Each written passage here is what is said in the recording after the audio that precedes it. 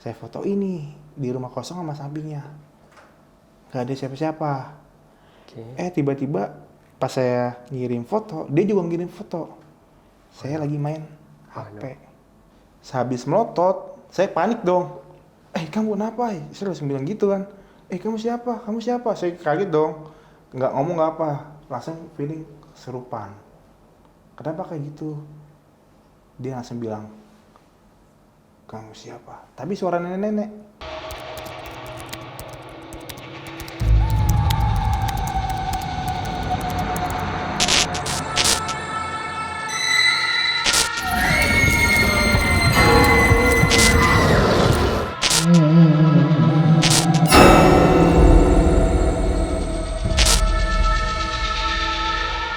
Hai, apa kabar semuanya? Saya Fadli. Bertemu kita di acara Aku di Sini. Sebuah wadah untuk kita mendengarkan pengalaman horor dari sahabat-sahabat yang sudah mengalaminya. Kita percaya bahwa apa yang mereka rasakan saat itu akan kita rasakan kembali hari ini. Baik di studio maupun teman-teman dimanapun kalian berada. So, persiapkan diri kalian untuk merinding bareng. Hari ini, kita kedatangan tamu, yaitu seseorang yang memiliki berbagai pengalaman horor dalam hidupnya. Tinggal di kawasan yang sering terjadi kecelakaan, membuatnya peka akan gangguan-gangguan selain dari kaum manusia. Tamu kita ini akan menjelaskan pengalamannya sebagai pengemudi ojek online yang kerap mendapat gangguan. Dan ternyata kekasihnya adalah seorang indigo. Langsung saja. Halo Farhan. Halo Mas Badi. Apa kabar hari ini? Alhamdulillah sehat. Sehat ya? Sehat. Gimana perjalanan dari tempat tinggalnya sampai ke sini? Lancar. Lancar. Baik-baik aja ya? Baik-baik aja. Kesibukannya apa nih saat ini Farhan? Saya kesibukannya bekerja, berusaha, dan driver ojol. Bekerja juga, berusaha juga, dan driver ojol. Semuanya Berarti driver ojol ini masih aktif ya? aktif dari 2017. Dari 2017 Betul sampai sekali. dengan 2022 ini? Benar sekali. Bekerja dan usaha juga dari 2017? Usaha dari 2019. 2019? Iya benar. Berarti semua bersamaan ya? Bersamaan. Selain itu kesibukannya ada hal lain atau? Gak ada lagi. Itu Cuma aja ya? Berarti hari ini kita siap merinding bareng? Siap Mas. Aku dengar Farhan itu tinggal di tempat yang sering terjadi kecelakaan. Itu tuh tempat tinggal di mana Farhan? Tempat saya di DPR Mas, daerah pinggir rel. DPR. Daerah pinggir rel di kawasan Kebayoran Lama. Kebayoran Jadi kenapa daerah saya banyak banget rawan kecelakaan? Ini rumah saya itu 1 meter dari rel kereta. Rumah 1 meter Dari rel kereta. Ini bukan di stasiun Kebayoran ya? Bukan, ini perumahan. Baik. Perumahan.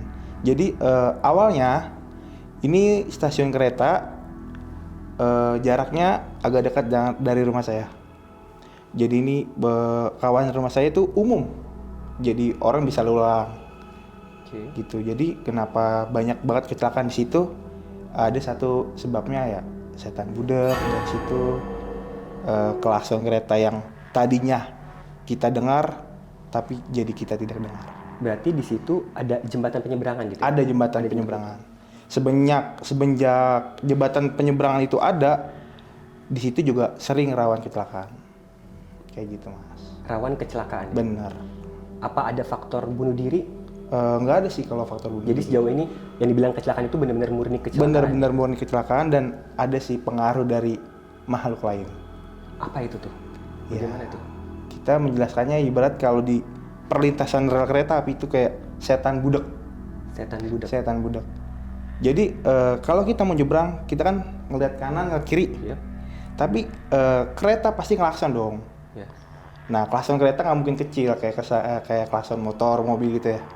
Di klakson kita nggak dengar, tapi orang lain dengar. Itu ada kasus satu wanita. Dia itu main ke rumah tetangga saya. Dia orang Bintaro. Jadi dia mau pulang lewat tanah kusir.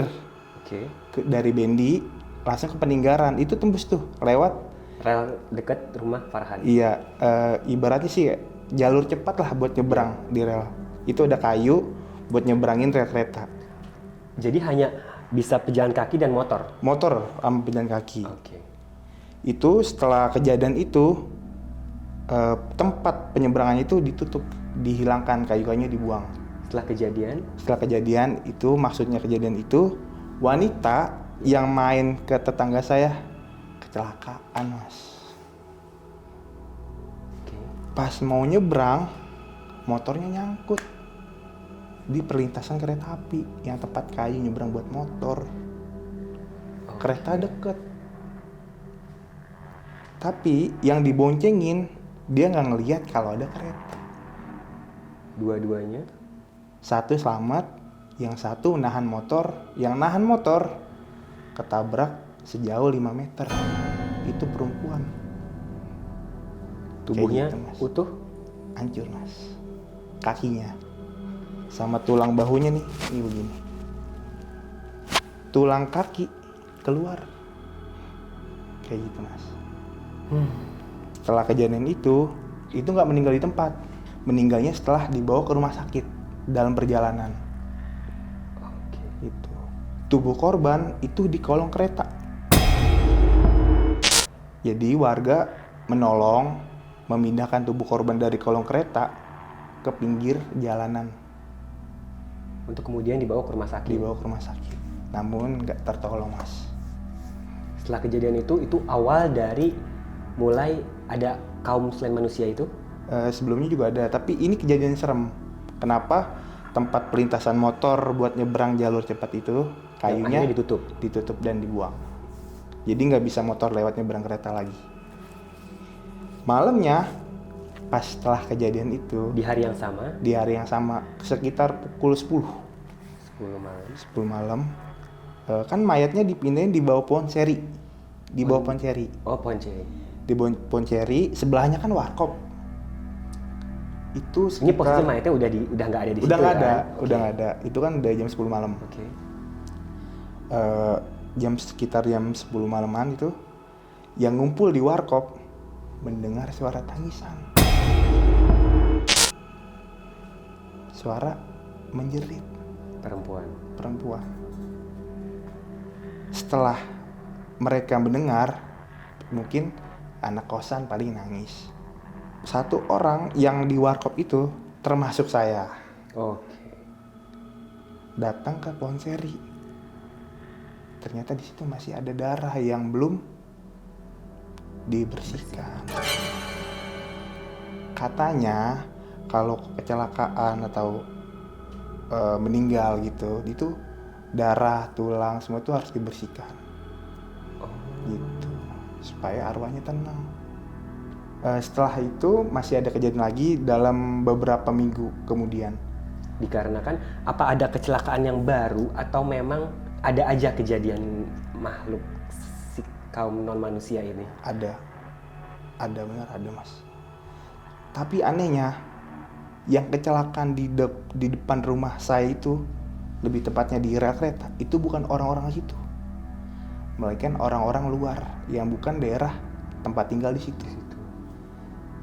Setelah kejadian cewek tertabrak, seminggu full semalaman itu tidak ada orang yang berani keluar malam.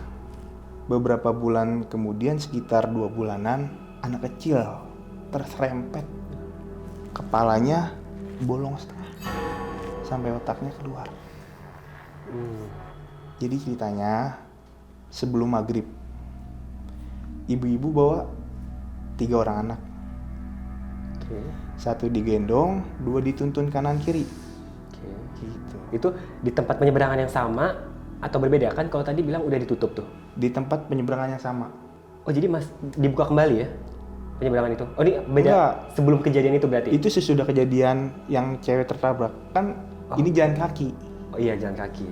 Iya, jalan kaki. Oh, jadi bisa ya? Iya. Pengakuan dari ibu korban tuh tidak mendengar suara kereta dari belakang. Padahal itu belum malam, tapi menjelang maghrib. Anak yang paling besar, cewek, dituntun sebelah tangan kiri. Yang paling kecil dia gendong, memakai kain. Yang anak kedua sebelah kanan. Posisi dia kan rel kereta sebelah kiri. Nah, yang terserempet anak kecil yang paling besar, cewek, sebelah kiri. Yang palanya bolong.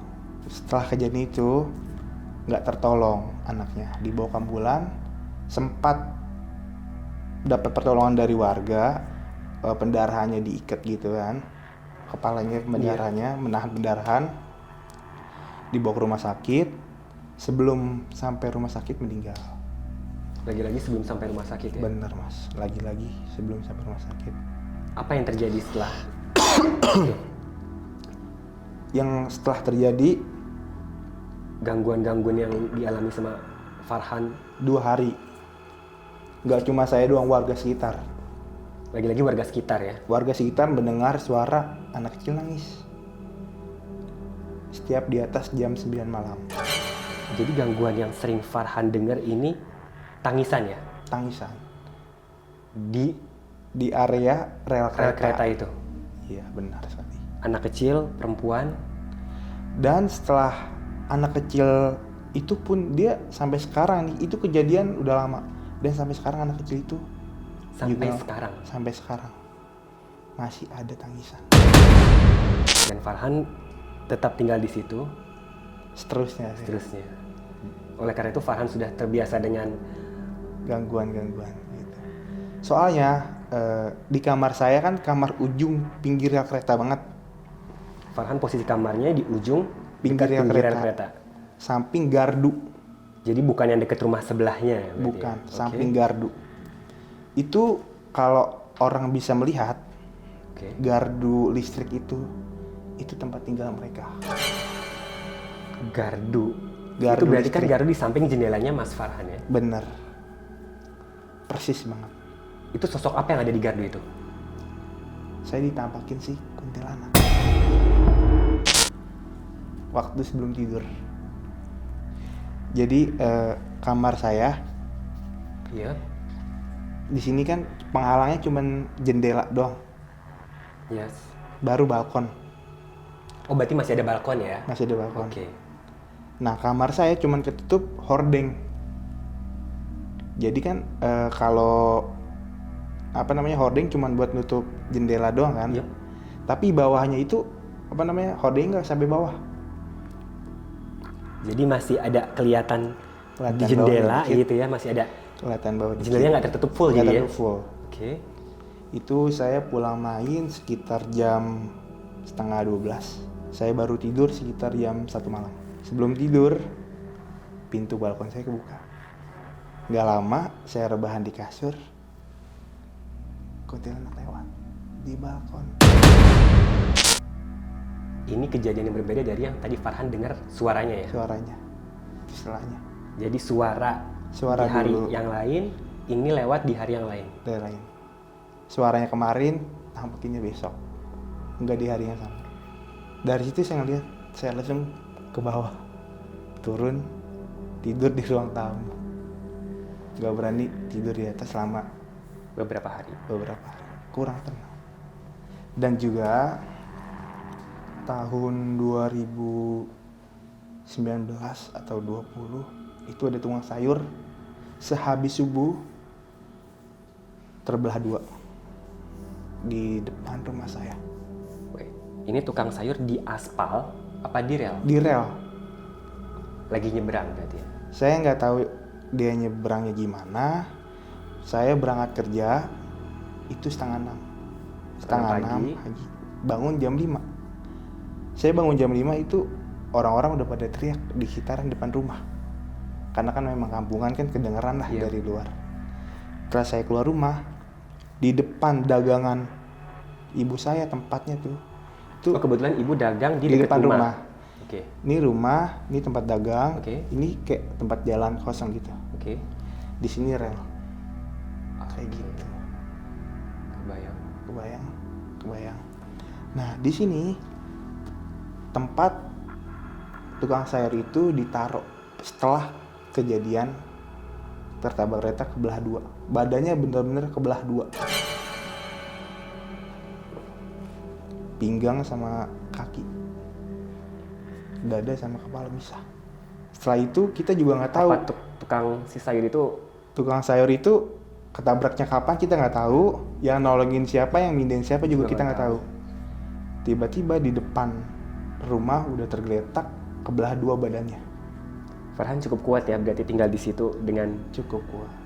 sering terjadinya kecelakaan itu sudah cukup merinding. Ditambah lagi efek-efek dari kecelakaan itu ya. Benar mas. Terus Farhan, apalagi nih yang Farhan alamin di rel atau bahkan di rumah Farhan sendiri? Di rumah sih mas, tepatnya di kamar. Di rumah. Di rumah, tepatnya di kamar saya. Berarti yang tempat biasa Farhan tidur? Iya benar, menurut saya. Jadi saya pulang main jam sekitar setengah 2:30 pagi. Setengah 2 pagi pulang, dibukain pintu, tapi ketok-ketok dulu pintu. Yes. Alhamdulillah orang tua bangun, bukain pintu, masukin motor bersih-bersih. Saya langsung ke kamar. Di kamar saya kan cuman ada kipas sama AC, tapi saya pakai kipas. Pada saat itu Farhan pakai kipas? Iya, tapi anginnya berbeda. Kayak angin dari luar. Berarti jendela terbuka? Jendela nggak terbuka. Nggak terbuka? Tertutup. Tapi ada angin? Ada angin dari luar belakang lewat gitu. Nggak lama, balkon tertutup nih. Balkon tertutup. Kan jendela dihalangi sama hordeng. Hordengnya nggak full tapi kayak cuma setengah. Oke. Apa itu? Kuntilanak. Farhan lihat sama mata Farhan sendiri? Lihat, tapi saya nggak ngelihat mukanya, nggak ngelihat rambutnya. Tapi itu kuntilanak terbang di balkon. Putihnya tuh putih kusam. Soalnya di belakang saya kan rel dan gardu. Loh, itu sarangnya mas. Itu berarti di balkonnya Farhan itu langsung berdiri gardu? Iya. Dan itu sarangnya? Sarangnya makhluk itu. Orang yang bisa ngelihat. Terus mas, waktu itu kejadian lagi di depan rumah. Lebih tepatnya subuh. Saya kan kerja jam 5:30 nih. Iya. Oke. Saya bangun jam 5. Setelah saya bangun jam 5 itu orang-orang rame di luar. Saya nggak tahu ada apa, saya keluar ke rumah. Keluar dari rumah, orang-orang rame di depan rumah saya. Pas depan rumah Farhan? Pas banget depan rumah saya. Dan apa yang Farhan lihat? Ibu-ibu belah dua.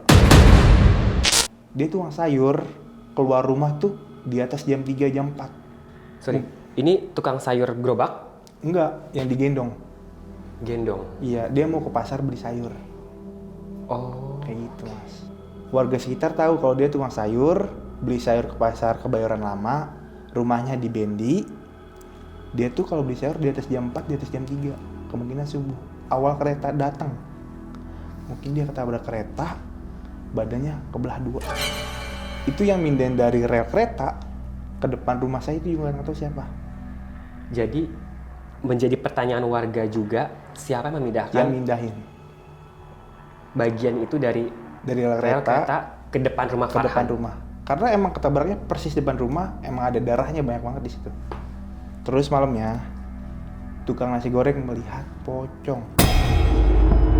Ini pocong lain atau ada kaitannya dengan kejadian sebelumnya? Kejadian sebelumnya, ibu-ibu itu. Kenapa bisa dibilang ibu-ibu? Dia memakai kain yang sama. Oke. Ada kain bergelantungan di bahu pocong tersebut, dan kainnya itu persis sekali sama ibu-ibu yang kebelah dua. Dan karena ibu-ibu itu kan memang tinggal daerah situ ya, Daerah situ. jadi orang-orang situ pasti Beranggapan. tahu. Tapi saya nggak habis pikir setelah itu dia berkeliaran berupa itu ya. Sosok yang menyeramkan. Ya seperti biasa. Malam berkepanjangan, 3 hari 4 hari itu sepi. Dan tukang nasi goreng pun nggak berjualan setelah ditampakin. Ada cerita lain nggak di sekitaran komplek Farhan yang memang Farhan kira itu ya sangat seram, perhitungannya sangat seram bagi Farhan itu? Kalau menurut saya itu banyak cerita, namun yang paling seram yang saya ceritakan tersebut. Kayak gitu mas. Selain itu kan berarti kalau tadi kita lihat Farhan itu sampai dengan saat ini malah ya masih mengemudikan ojol ya. Ojol. Pasti Farhan mengalami hal-hal Yang goib. ya. Benar saya mas. Saya ada beberapa cerita. Ketika saya menjadi ojol, pertama kali saya mendapatkan hal goib waktu saya mengantar makanan. Posisi saya di Gandari City. Dapat orderan dari Gandari City Menuju ke ke Kebayoran Lama. Berarti masih sekitar tempat Farhan ya? Iya, masih daerah Cipulir. Saya pas masuk komplek nanya dong, nanya alamatnya sama security. Dikasih tahu saya jalan sama security. Pas saya dalam perjalanan ke arah komplek, masuk komplek, setelah dikasih tahu sama security, saya nanya warga sekitar karena saya nggak menangkap apa yang di security ngomong. Nanya kakek-kakek, bapak-bapak, Pak, ini alamatnya mana ya Pak? Oh ini kesini. Dia ngomong kayak manusia biasa. Oke, berarti. Ya, saya belum sugis di situ. Oke. Saya diarahin ke arah kuburan Sama kakak-kakak itu. sama kakek-kakek itu. Dari situ saya mikir, kok ngarahin ke kuburan? Berarti dalam komplek itu ada kuburan? Ada kuburan. Bukan kuburan sih jatuhnya, kuburan tuh bisa masuk komplek, bisa masuk ke perumahan. Gitu, tembus lewat gang kayak gitu. Saya pikir tadi tujuannya Farhan juga ini ternyata ke salah tempat. Enggak, bener ya tujuannya Farhan itu? Tujuan saya ke komplek A. Saya nanya sama security, tapi saya nggak nangkep apa yang diarahin. Yes. Saya nanya sama warga sekitar. Itu kejadian pukul 7:30 Jadi ada malam. masalahnya di kakek-kakek itu? Iya. Itu saya pas ngambil makanan ya. Ini saya dapat orderan menjemput penumpang. Kali ini penumpang ya? Iya. Ini di tahun 2018. Saya nih mas, nongkrong sama ojol-ojol di bawah kolong tol veteran. Saya jemput penumpang nih, ya kan. Pas saya jemput penumpang dapat orderan nih, namanya Mbak A. Sebelum saya jemput saya konfirmasi dulu dong. Malam Mbak, posisi 9:30 malam nih. Malam Mbak, posisi di mana? Saya platnya sama, orangnya sama. Ya. Dia lift, tapi nggak dibalas. Terus saya nanya sama orang sekitar, ojol-ojol di situ. Pasti udah pernah dapat nih Mbak nih kan. Ternyata nggak ada yang pernah dapat dan saya disarankan, oh ini mah di komplek I, pas turunan, kayak gitu kan. Akhirnya saya dalam perjalanan ke sana, mbak-mbaknya bales, ngechat saya, Pak, saya di samping rumah kosong, saya pakai baju putih. Terus saya balas dong dalam perjalanan, oke Mbak, saya lagi di perjalanan ini, bentar lagi sampai. Pas saya sampai, saya telepon, Mbak, ini saya udah di depan rumah kosong. Mbak katanya di samping. Ini nggak ada orang di sini, sepi Mbak. Terus mbaknya nggak ngomong apa, tiba-tiba mati. Terus dia ngechat gak lama, coba Pak tolong fotoin. Saya foto ini di rumah kosong sama sampingnya, nggak ada siapa-siapa. Tiba-tiba pas saya ngirim foto, dia juga ngirim foto. Saya lagi main HP. Syok dong saya. Saya foto nggak ada orang, tapi saya dikirim foto, itu foto saya. Iya. Orderan saya minta batalin dari kantor. Oh, Farhan nggak bisa batalin? Bisa, tapi takutnya rating Oh saya iya, turun. iya, yap. Saya minta batalin dari kantor, konfirmasi ke kantor kalau kejadian kayak gini. Bikin kronologi juga. Akhirnya yang namanya Mbak A nggak terdaftar nomornya di situ. Berarti itu orderan goib. Berarti cerita seperti itu memang ada ya? Ada mas, nggak main-main. Besok-besok saya nggak narik selama 3 hari mas. Oh, setelah itu Farhan 3 hari nggak narik. Tapi Farhan nggak sakit? Nggak sakit, masih alhamdulillah aman.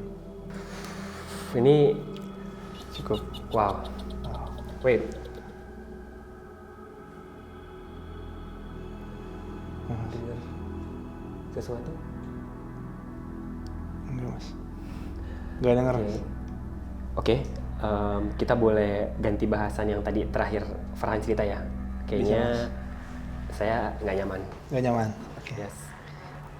Oke, yang saya dengar nih Farhan, Iya. katanya tim Farhan mempunyai seorang kekasih indigo, seorang indigo. Kalau dibilang indigo mas, Ya. bisa dibilang indigo, bisa bilang enggak.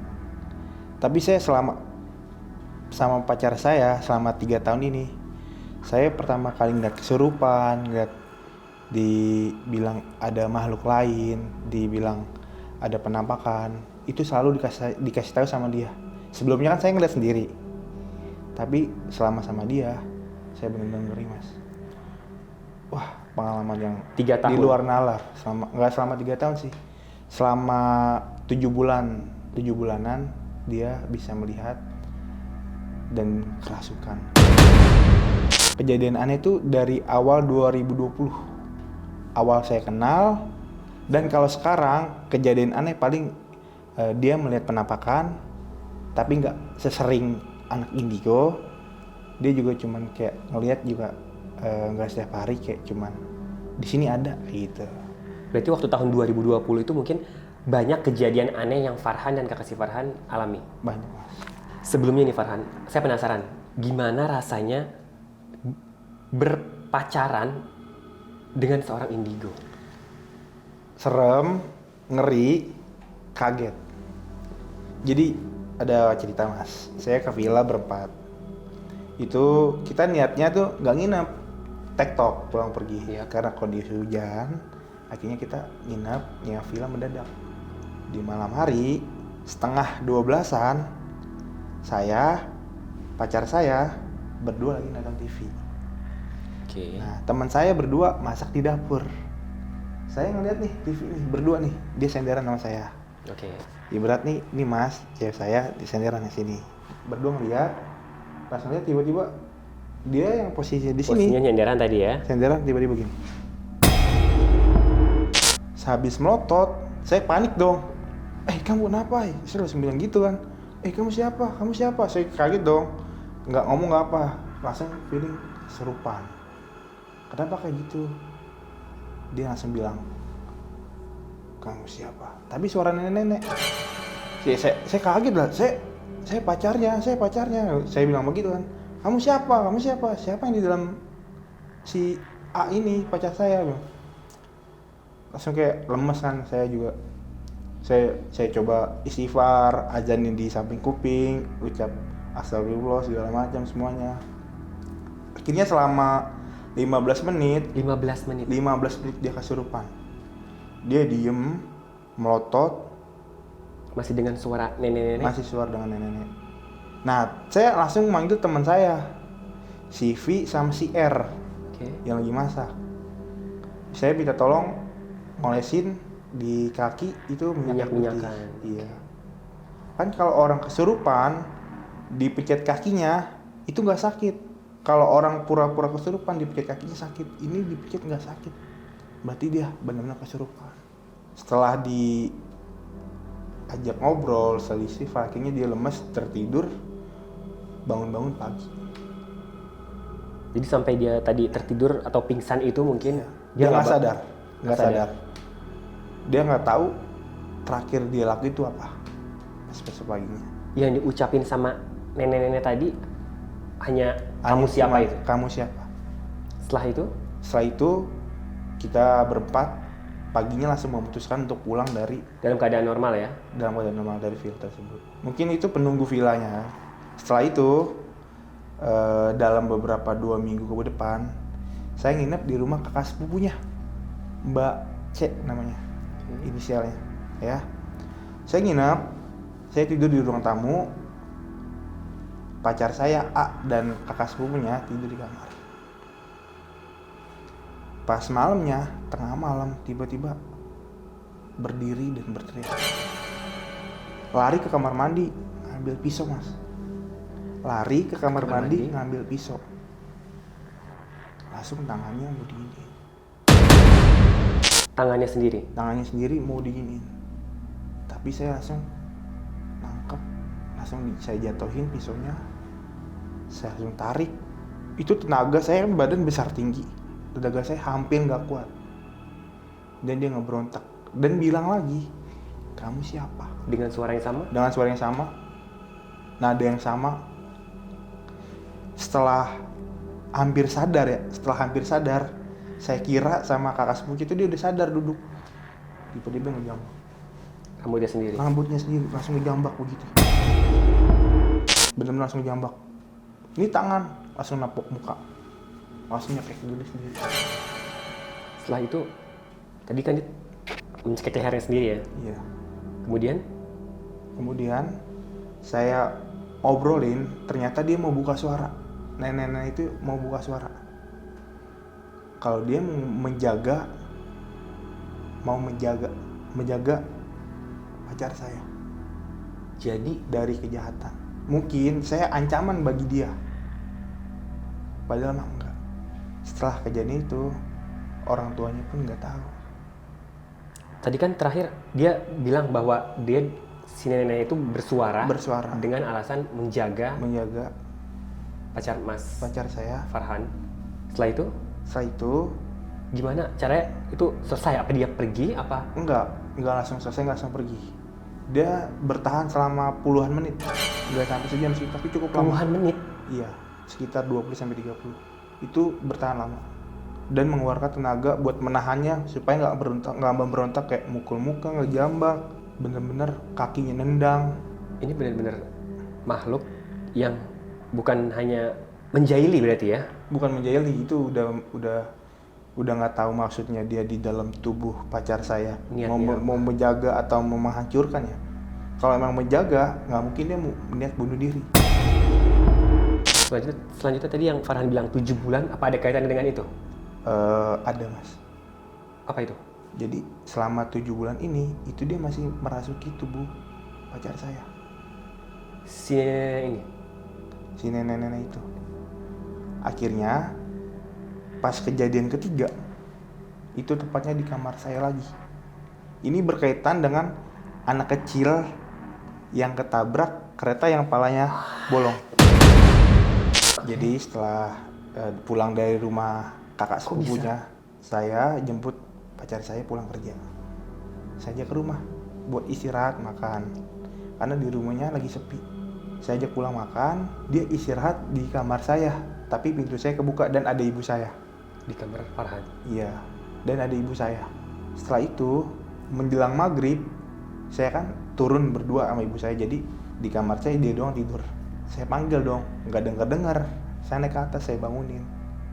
Pas saya bangunin, dia tiba-tiba ngelihat sosok anak kecil berdiri, mukanya berdarah, sininya bolong, pucat lesu. Mukanya sih rada-rada nggak jelas karena ketutupan darah. Di sininya bolong. Tapi dengan ciri-ciri yang sama kejadian sebelumnya yang anak kecil ketabrak di depan rumah saya. Dan itu juga setelah habis sholat maghrib, cewek saya kerasukan lagi. Nenek lagi. Dan itu pun kerasukan yang terakhir ya. Alhamdulillah itu kerasukan yang terakhir. Dan itu juga yang terakhir itu dia cukup mengeluarkan tenaga yang besar. Dan gilanya dia menyedotkan kepala ke tembok. Setelah itu otomatis pasti Farhan Saya langsung panggil ibu saya. Alhamdulillah ibu langsung nyaut, "Bu tolong." Dia langsung ke atas. Jadi saya sama ibu saya di situ nolongin Ayu, istighfar segala macam, megangin tangannya. Bener-bener kepala nih kerasukan nih. Jedotin, jambak, melotot. Dan ngucap, "Kamu siapa? Jangan pernah deketin tubuh ini lagi." Kata nenek itu. Ada satu cerita, sebelum saya kenal dia, ada cowok pengen jahat sama dia. Pengen jahat sama dia. Dan dia pun tertolong karena nenek-nenek itu keluar dari tubuhnya dia buat nguasain tubuhnya dia. Itu kayak nakutin kalau cowok yang pengen jahat sama dia tuh gagal dijahatin jadinya. Jadi memang nenek-nenek itu memang melindungi juga? Melindungi juga. Ada sifat baiknya mungkin. Sampai saat ini? Sampai saat ini udah enggak. Jadi setelah kejadian yang terakhir itu yang di kamar saya, itu kejadian kerasukan terakhir yang dialamin sama pacar saya. Karena nenek-nenek itu udah dibuang dari badan cewek saya. Jadi akhirnya nenek itu pergi? Pergi. Itu juga pergi nggak boleh dipaksa. Pergi dengan sendirinya. Kalau pergi dipaksa, kemungkinan cewek saya juga ikutan sama dia. Jadi udah melekat banget, udah suka lah sama tubuh ini. Tapi itu kejadian di tahun 2017 tadi itu 2020. Itu keluarganya, ibunya juga tahu. Dan cewek saya bilang ke saya, kalau neneknya diusir dengan paksa, aku bakal fatal. Jadi neneknya pergi dengan sendirinya. Soalnya setiap kesurupan, saya selalu bilang, ini pacar saya bakal melindungi. Saya selalu bilang kayak gitu. Saya niat baik. Saya bilang kayak gitu. Dari 2021 sampai dengan saat ini, Farhan tidak mengalami gangguan bersama pacar Farhan? Mengalami mas. Oh, mengalami tapi tidak separah Tidak seperti separah itu. sebelumnya. Karena setelah kepergian nenek itu, cewek saya masih bisa melihat penampakan. Tapi tidak setiap hari, hanya kayak jarang gitu. Kayak lewat tiba-tiba, ih di sini ada gitu. Setelah kejadian itu, besoknya saya dalam keadaan pulang kerja, saya jemput pacar saya juga pulang kerja. Itu saya kira dia udah nggak bisa ngeliat, udah kayak manusia normal gitu ya. Ternyata dia masih bisa ngeliat penampakan, tapi nggak kayak orang indigo. Saya mempunyai foto dari awal saya kenal dan sekarang itu mukanya beda. Mungkin ada beberapa orang yang bisa melihat, ada yang enggak kan. Makanya orang yang bisa melihat, yang bisa itu disebut indigo. Tapi cewek saya bisa disebut indigo, bisa juga enggak, karena dia sebenarnya dari awal lahir emang nggak bisa melihat. Setelah dirasukin nenek-nenek itu dia bisa melihat, bisa kesurupan. Setelah nenek-neneknya pun hilang, dia juga Ternyata bisa masih melihat. sampai sekarang. Masih sampai sekarang. Farhan, makasih banget udah banyak cerita, Sharing. udah sharing, dan dari yang saya nggak tahu dan sampai yang memang saya jadi tambah yakin ternyata Memang benar adanya. selain kita tuh memang benar ada.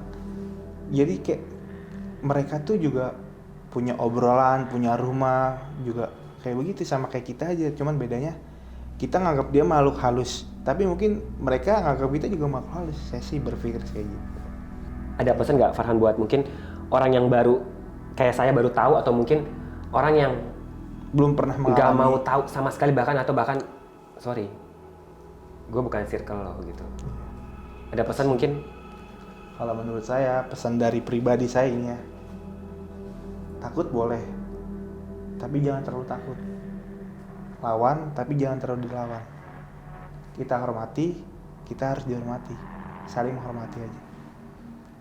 Saling Dan menghormati. jangan mengganggu apa yang tidak seharusnya kita ganggu. Thank you banget Farhan. Salam sama pacarnya. Siap mas. Semoga kalian berdua sehat dan hidup kemanapun yang kalian inginkan. Amin mas. Terima kasih banyak mas. Pemirsa, akan ada banyak bintang tamu yang hadir dengan ceritanya masing-masing, yang pastinya akan membuat kita merinding bareng di Aku di Sini. So guys, stay tune, pencet tombol loncengnya untuk mendapatkan notifikasi dari tayangan Noe yang terbaru. Like, comment, subscribe.